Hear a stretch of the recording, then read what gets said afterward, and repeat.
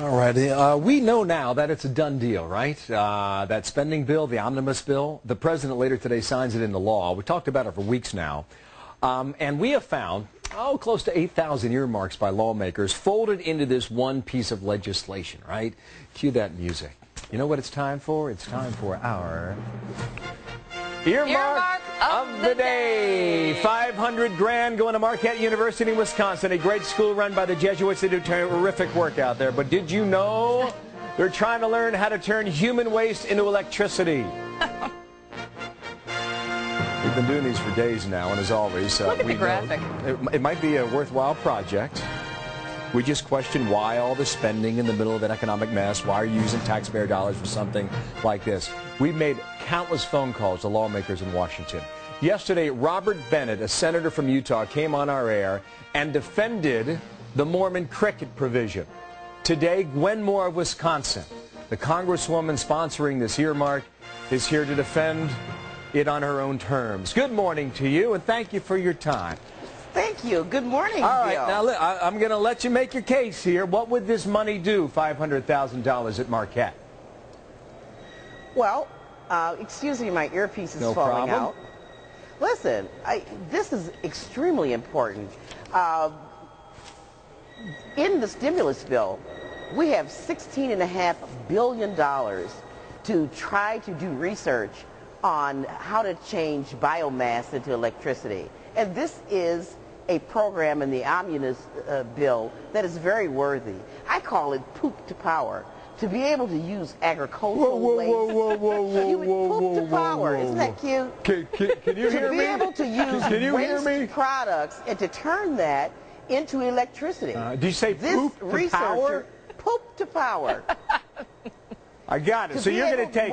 I just want viewers. Look at all of the waste that goes into our sewerage district, and of course, I live on a beautiful lake, Lake Michigan, and to be able to take those waste products and to use them to have bacteria break that down and turn it into methane, and to reduce our dependence on coal is extremely important in terms of reducing the carbon imprint. Wisconsin is dependent on coal at the tune of 70%. As a matter of fact, Bill, I had my very first asthma attack shoveling coal into our furnace. Okay, now I gave you a chance to make your case. I think you did it quite well. However, okay, you got the algae off of Lake Michigan that you're trying to convert into energy. You're taking the cow manure from the pastures in Wisconsin and converting that. You're taking human waste, as you delicately described to us in the phrase poop to power. Now, I think Marquette's a great school. I think they've probably had fantastic alums who are giving a lot of money to that school. My question is, why are we paying for that? Isn't that what grants are for a university? You know, we're not just taxpayers, Bill. We're citizens. And as citizens, citizens of the United States, we need to, number one, be the leaders in developing alternative energy so that we can generate jobs. In my particular community, there is very high unemployment. In some areas, up to 50% unemployment among the men in my community. How many jobs would this create? Well, I can tell you that 70% of our electricity right now is generated from the use of coal. And this would reduce, it has already reduced the need for electricity fired by coal in the South Shore plant. But the 500 grand itself, how many jobs would it create? And I still want to get a solid answer to my question about a grant. Well, why not apply for the grant money and use that instead of, because you know what I see out there? I see every American household's making changes because of the economic climate, except for one, and that's the House of Congress. You said, why wouldn't we apply for grants? I'll tell you why. Because the department is actually looking for innovative projects like this.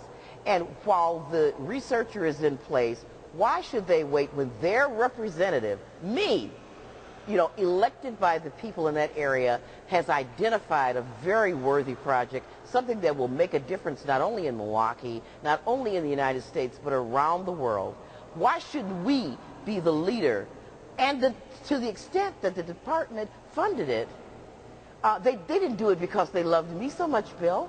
They did it because they saw it as a project that they are trying to well, encourage. you're bringing it home. It's going to be signed by the White House. There are partners. I got you. Not only the university, I hear you loud. Bill. Okay.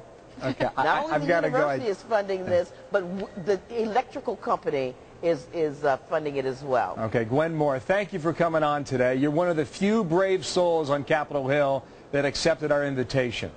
We applaud you for that. Thank you, a Democrat from Wisconsin. See you soon.